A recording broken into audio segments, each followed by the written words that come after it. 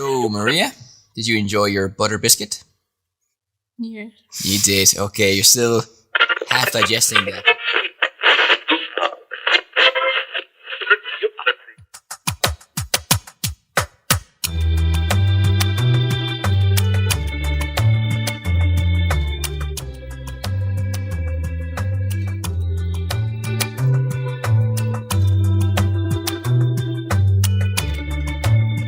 Welcome to another episode of the People Will Talk podcast. Joining me in studio, of course, as always, is Maria. Hello. And our very special guest, Alejandra Espinosa, who owns a beautiful bookshop in Barichara in Colombia. Welcome to the show. Thank you for the invitation. So nice to have you here. We have so much we want to talk to you about. As we mentioned, you have a beautiful bookshop in Colombia, very engaged in the literary world in Colombia as well. So you are. So we want to talk to you about that. And also a little movie called Encanto, which I'm sure a lot of people have seen, one of Disney's biggest successes in recent times. But let's start generally. So Alejandra, how would you describe for us the literary culture in Colombia? From what I've seen, I was there recently. A lot of people seem to read and love reading, and they're very passionate about books. Yeah, the literary culture, I think it's like a mixed bag. Like we've had great writers in Colombia and like a great tradition of writers. And also we have a lot of like folklore and like traditions, oral traditions that also intertwine with literature. So for example, we have traditional music like vallenato, that it's sort of like a popular way of like telling stories through songs. Yeah. So we have that oral background of vallenato, and also, for example, carranga, which has this form, this antique Spanish form of rhyming that's called copla. And so we have those things that are part of the culture in Colombia, like everyone's culture, like popular culture. All the people across Colombia are in touch with these expressions that could be called literary expressions. And we also have like the traditional writing, like written word tradition, which is very rich. But at the same time, it has been located mainly in cities, like or back in the day in towns that were like powerful or important. So that makes it that actually in Colombia, there's a lot of people who don't read as much. Like we don't have that culture of reading and buying books, which I'm sure we'll get into it, because it is quite strange to actually own a bookshop. And it's really strange to own a bookshop in a small town. That's basically unheard of in Colombia. And so we have like this culture of people who are very, they're very exposed to literary forms, but I wouldn't say we're big like people that read, that have that habit of reading. Like that's not that common, and it's mainly like focused on cities, basically in main cities and bigger cities. Obviously you have people that read a lot, and you have people that there's like book fairs and book events, so people are exposed to that. But if you're outside of a big city, there's basically no opportunities to be in touch with books. So we have a very large task ahead, which is kind of like make books accessible outside of cities, because that's what I try to do with having my bookshop in Barichara, which is a small town in Colombia, a very small town. So I think obviously we're all Colombian people are sensitive to literature and to literary expressions, but we just don't have, we haven't picked up the habit of reading as of yet that much in comparison to other countries. Of course, like there's the rate, like the rankings of reading, like books read per year are very low and people just don't have the habit. Well, that's very interesting, and it makes your bookshop and what you do even more amazing, and we're going to talk about that a little bit later, and you can tell us a bit more about it. But I suppose from a foreigner perspective, or certainly from Spanish perspective, probably when we think of Colombian literature, we certainly think of García Márquez. No, I remember 100 Years of Solitude, no? 100 Años de Soledad was compulsory reading at school for me. I actually thought I wasn't going to like it at all. I was only like 15 maybe. But I was really, really fascinated by it, and I've come to read many of his books afterwards. I don't know. Do you think, why do you think he's so popular in other countries like Spain? Do you think there's something special about what he, of course, like magic realism is the thing that he's most famous for example, here in Spain. So what do you think is the secret to his popularity? Yeah, well, I think with Gabriel García Márquez, what made him so special is that before in Colombian literary tradition, we had always been trying to search and imitate or be nurtured by other literary traditions, for example, coming from France or England. Yeah. So it's not to say, of course, that before him, all writers just like copied things. Of course not. But I think they were very influenced by external literary influences of like French writers or English writers or ideas that came from abroad. And I think what Gabriel García Márquez did, which was so special, was that he looked inwards. He decided to tell the story of what he saw. So instead of like inscribing himself into a literary tradition, which it was what the other writers were trying to do, kind of like be part of this great, global tradition, I think García Márquez tried to tell, because he was a journalist, his background was journalism, so he tried to tell what he saw. And there's this famous quote that he said that he didn't invent anything. He just wrote what he saw and what was told to him. So I think that was like the breakthrough, like the idea that you can write about what you know, and that what surrounds you is what's important to be told. Like that needs to be told. So I think that's what makes him so special. Like he really just kind of like saw what was going on around him, saw his surroundings, and wrote them. So it's basically like one or a foreign reader can say, oh, this is all made up. But if you live in a small community and if you're integrated in the rural traditions of Colombia, you'll see that most of the things he's talking about, he didn't make them up. Like those things are part of oral traditions and stories that are part of that are part of Colombians' rural way of living. So I think that was his great talent. I don't know, to be able to, which is very important for Latin America, to tell ourselves. Latin America has a special history of always trying to search and find its identity. So I think that was a breakthrough in the 60s and 50s, and a lot of writers really, and all the way to the 70s and 80s, and it still goes on, the idea that we can tell our stories and we can tell about our identity, and not try to write by molds that come from elsewhere, but actually just start just by seeing what surrounds us and who are we and what stories do we have to tell. That's fascinating, because actually, as you were saying before about it, storytelling and folklore and all that are essential things in his writing, and it's precisely what appeals the most to foreigners, I think, in my opinion.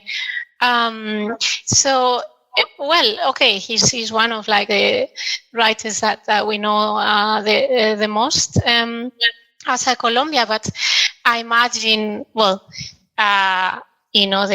panorama nowadays with regards, for example, female Colombian writers, I'm sure is pretty interesting too, and perhaps it's something that is not as known by people. So can you tell us a little bit about it? Like, who are the best ones, for example, in your opinion?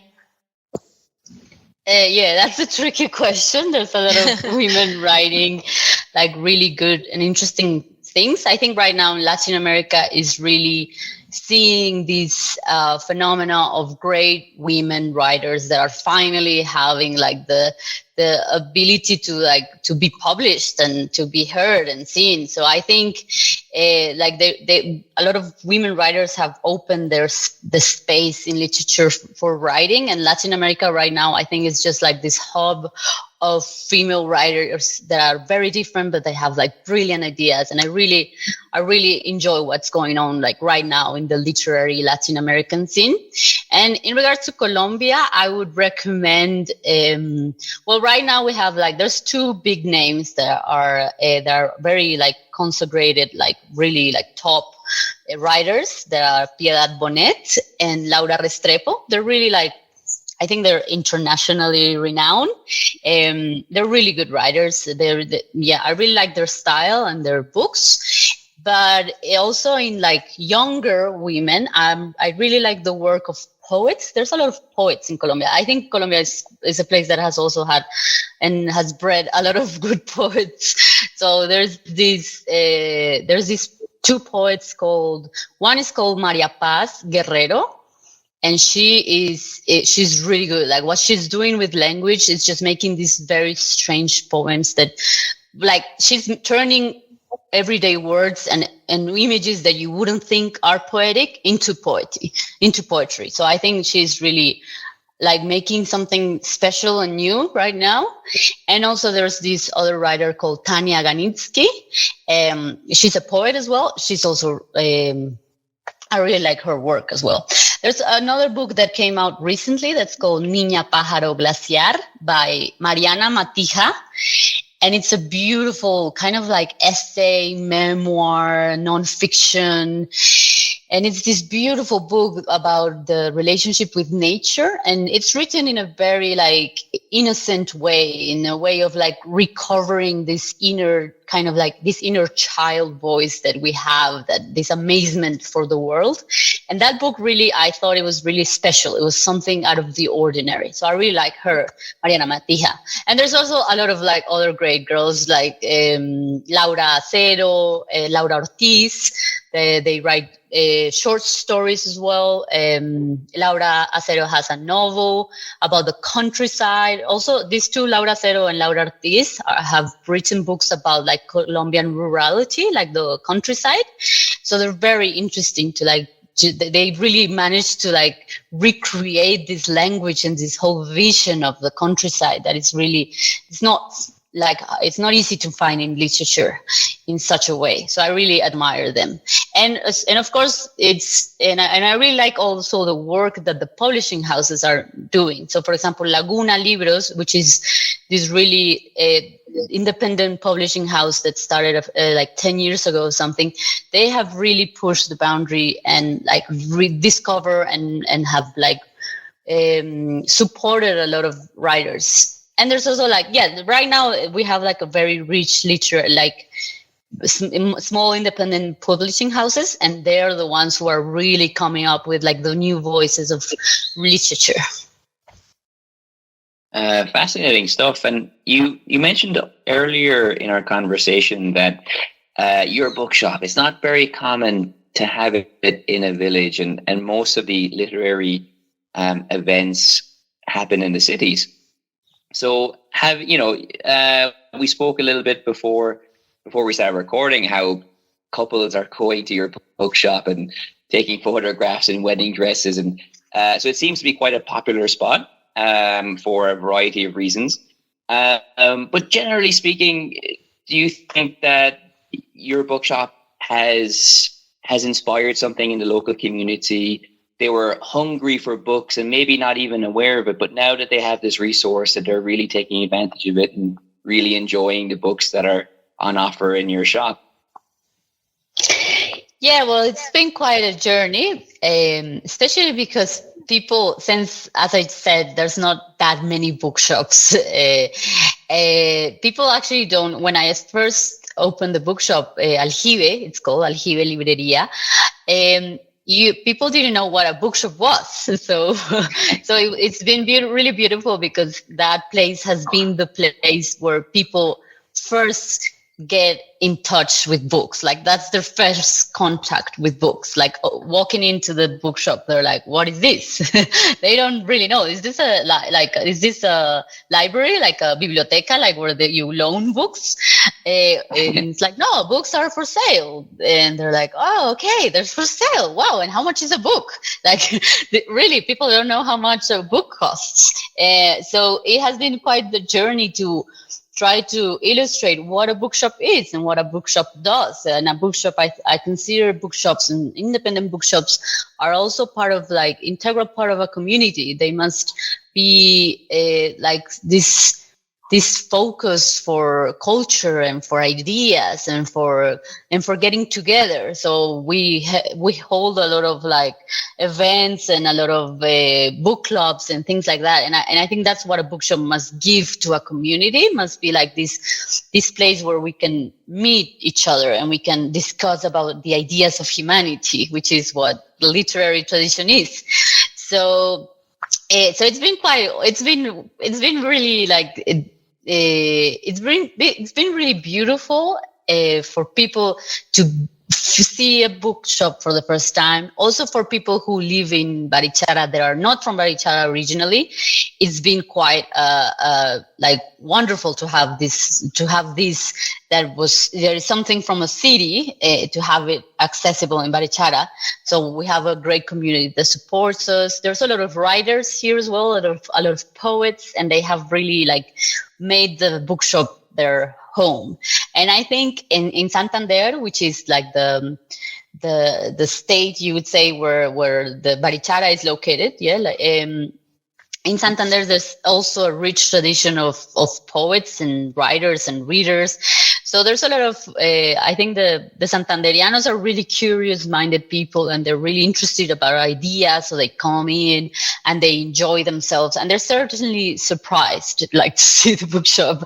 So I think people have enjoyed it. A lot of tourists as well, curiously, because obviously Barichara is a touristic town.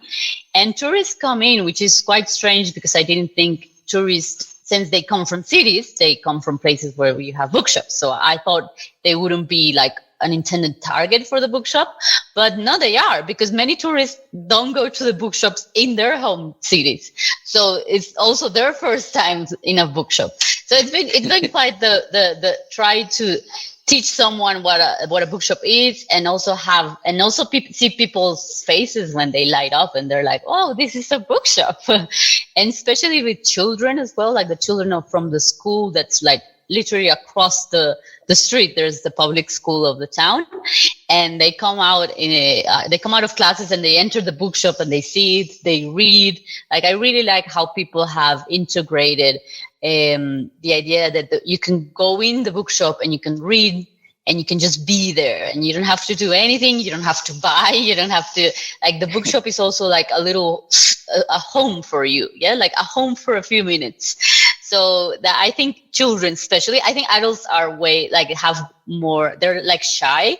So adults will like hesitate, like, "Oh, can I come in? Can I sit down?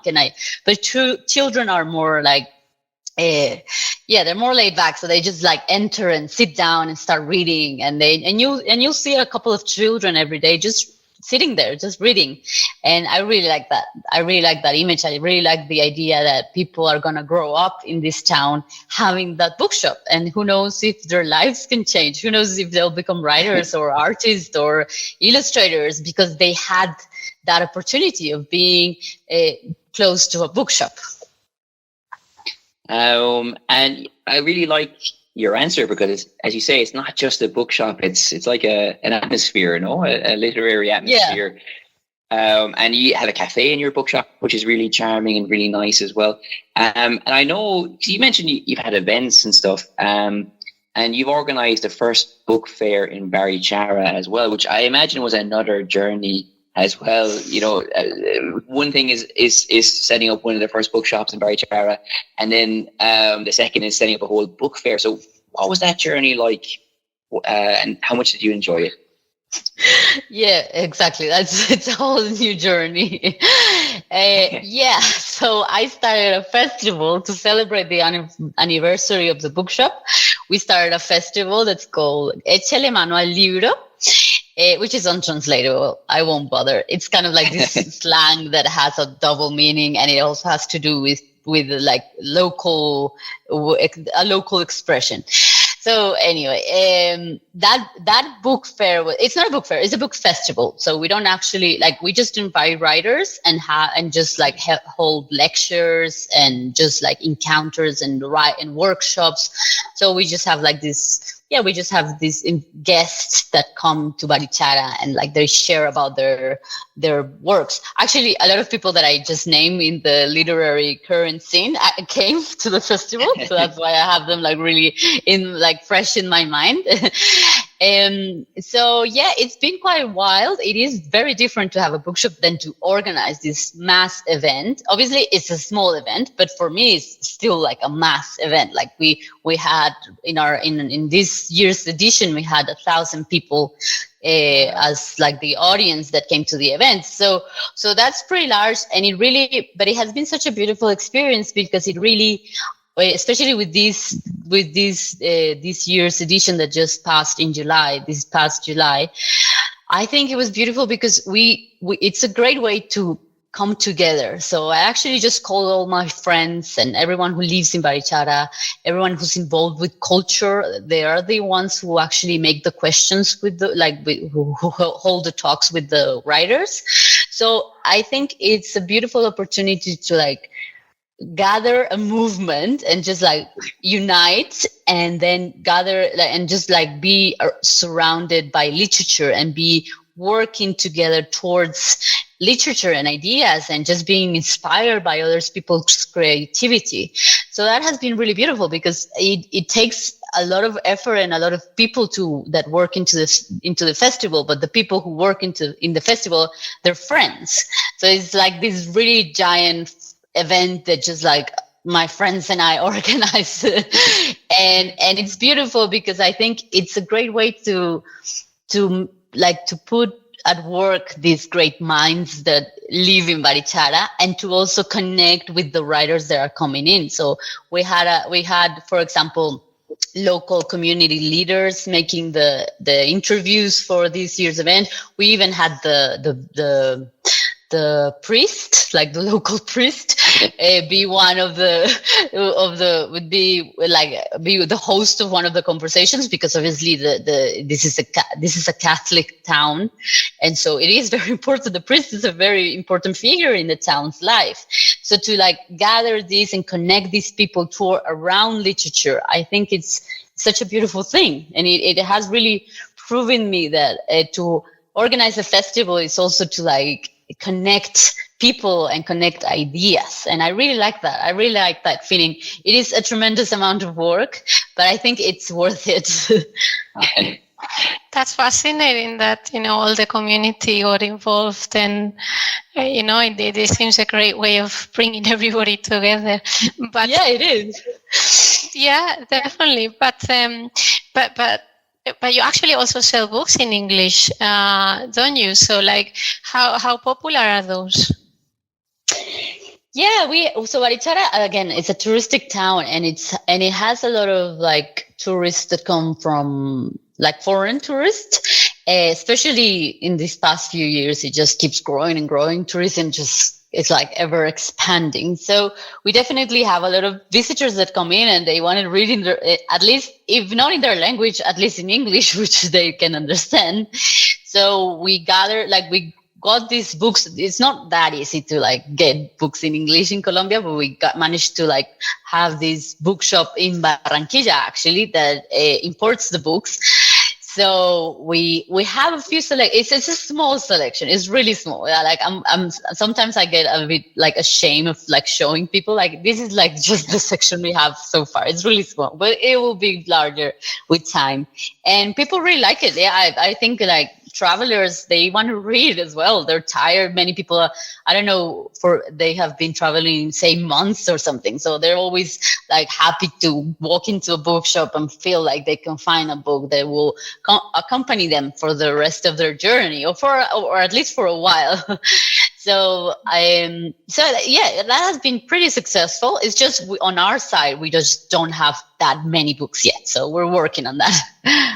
Wow, well, that's amazing as well. It's a nice touch as well, and I'm sure it'll bring even more people into the bookshop. So Alejandra, we're just getting to the end of the interview, but we really wanted to ask you this question about the film Encanto, a very famous Disney film. Favorite of all my nieces. So we believe the main character was based on you. Is that right?